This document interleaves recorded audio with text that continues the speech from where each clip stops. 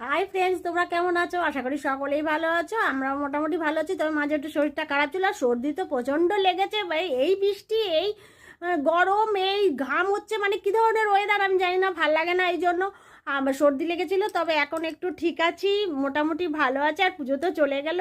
আর পুজোতে যে কটা জামা কাপড় হয়েছে তোমরা অবশ্যই জানিও। আমার অনেকগুলো হয়েছে, তবে সেই সব জামা কাপড়গুলো এখন তোমাদের কিছুই দেখাবো না।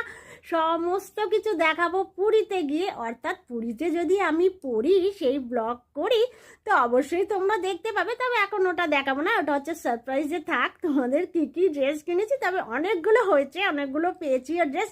তো ভীষণ মজা হচ্ছে। সামনেই মহালয়া, এই রবিবার মানে আলাদা একটা আনন্দ। ছোটোবেলা থেকেই মহালয়া দেখেছি। মা ভোর 4টের সময় উঠে ঘর দোয়ার সমস্ত উঠে ধূপকাঠি সারা ঘরে জ্বালিয়ে খুব সুন্দর একটা সেন্ট, মানে খুব ভালো। সেই রেয়াজটা আমি আমার শ্বশুরবাড়িতেই করে যাচ্ছি, এখনও করি।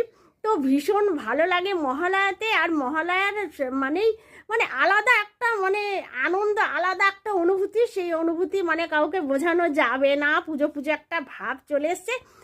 আর মহালয়ার আমার না সব থেকে একটা গান ভীষণ ভালো লাগে। সেই গানটা হচ্ছে বাজলো তো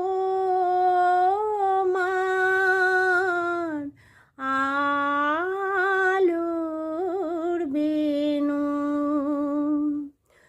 মাতলো যে ভুবন, বাজলো তোমার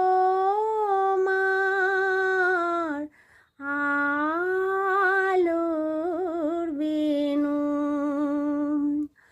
আজ প্রভাতে সে সুর শুনে খুলে দিল মন, বাজলো বাজলো বাজলো তোমার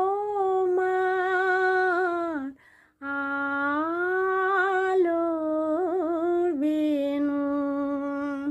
তো এই গানটা ছাড়া মানে মহালয়ার এই গানটা মানে যে স্পেশাল, সব গানই সুন্দর মহালয়াতে, তো এই গানটা আমার বেশি ভালো লাগে। ছোটোবেলা থেকে এই গানটা ভীষণ ভালোবাসি। আর তোমাদের কটা করে জামা হয়েছে অবশ্যই কিন্তু জানিও। আর বেশি কথা তোমাদের সঙ্গে বলছি না, তো ব্লগটা অবশ্যই দেখবে। আর ভালো লাগলে লাইক শেয়ার কমেন্ট করবে। তাহলে আজকের জন্য হাই ফ্রেন্ডস, তোমরা কেমন আছো? আশা করি সকলেই ভালো আছো। আমরাও মোটামুটি ভালো আছি, তবে মাঝে একটু শরীরটা খারাপ ছিল। আর সর্দি তো প্রচণ্ড লেগেছে ভাই। এই বৃষ্টি, এই গরম।